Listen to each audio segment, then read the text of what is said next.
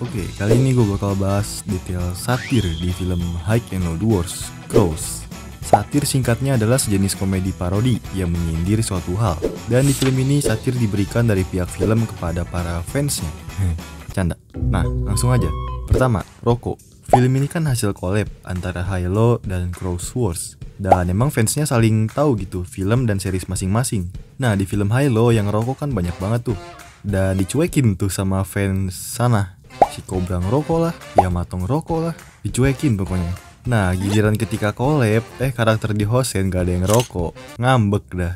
Nah, karena banyak hujatan soal rokok di fandom atau bahkan platformnya sendiri, Halo bikin sindiran buat para fans yang ya gitulah, lewat karakter bernama Masi dari Suzuran.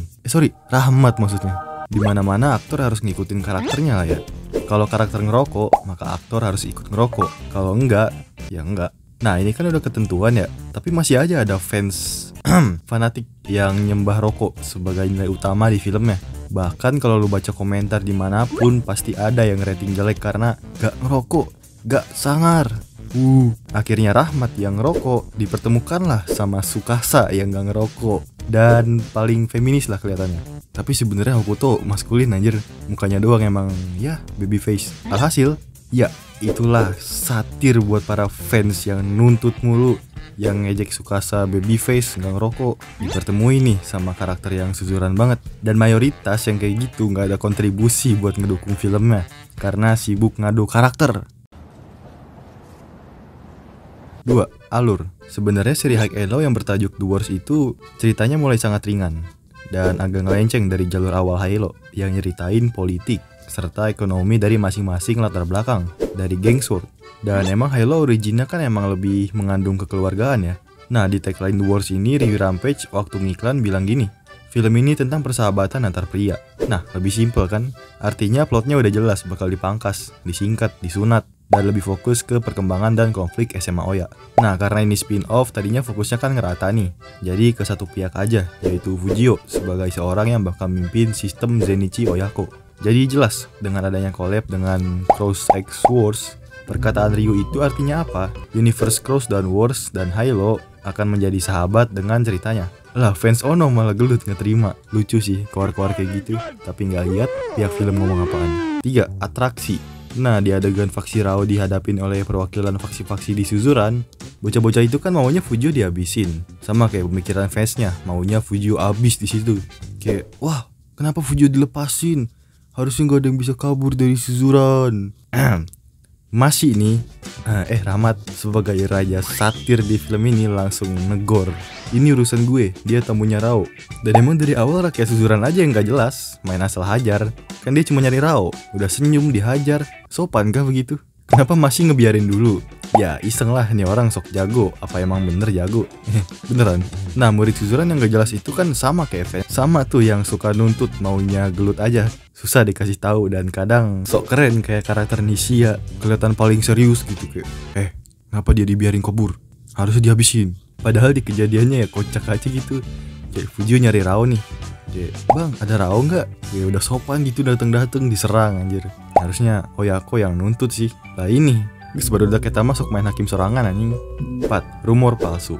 Nah, Tsukasa kan mastiin tuh rumor Rao bener apa enggak. Ternyata banyak yang ngada-ngada nih.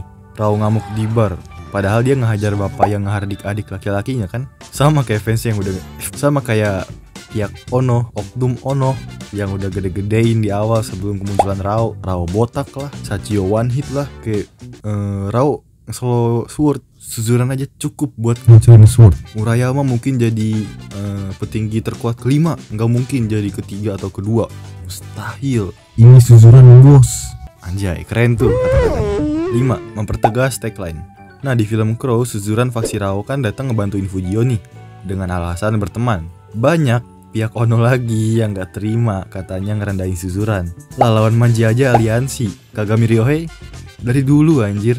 Faksi Kazeo nih tambah Kurosaki melawan Kagami Ryohei Suzuran kelas 1. Aliansi gak tuh? Tagline film ini kan persahabatan antar pria. Sekali lagi gue ucapin, tagline film ini kan persahabatan antar pria. Nah, pihak film kayaknya juga nyindir banyak lagi nih dari Suzuran buat fansnya.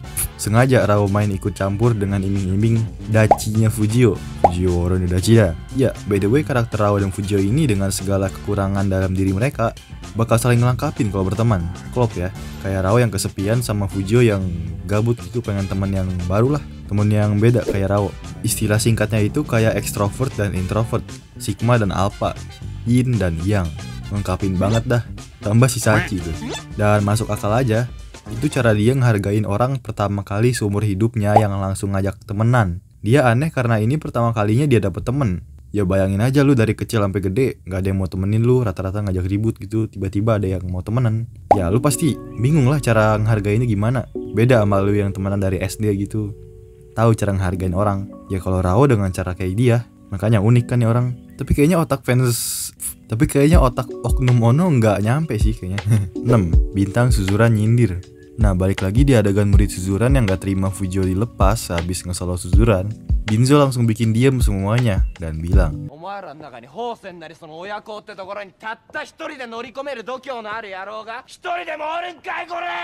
sekarang gue tanya, emang lu pada berani ke Hosen atau Oyako sendirian?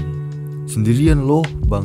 Ya istilahnya buat lu yang fanatik, kalau ngerasa udah dibentak tuh sama Binzo langsung. Tapi namanya fanatik biasanya nggak mau fakta. Dan ada Shinjamu yang heboh sendiri karena Fujio habis ke Suzuran dan Hosen sendirian. Binzo aja belum tentu berani cuy.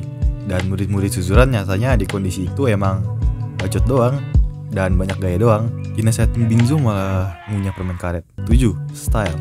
Oke, ini bukan termasuk satir sih, tapi harus diperhatikan. Kalian lihat kan seri sebelum Tagline Wars? Ya, dari The Story of Sword sampai Final Mission atau DTC gitu. Yang megang karakter kan masih Hylo nih, masih ori dan fresh lah. Kayak cara pakaian mereka aja udah ngewakilin mereka dari daerah mana, dan tetap dibuat keren. Nah, setelah setting karakter dipegang oleh Abah Hiroshi di Tagline Wars, gimana? Fansnya malah ngomel ke LDH lah, ke Hylo lah, yang megang aja Hiroshi. Kan emang Abah Hiroshi yang bikin style ngikut tren. Dari awal karakter Hylo emang trendy sih.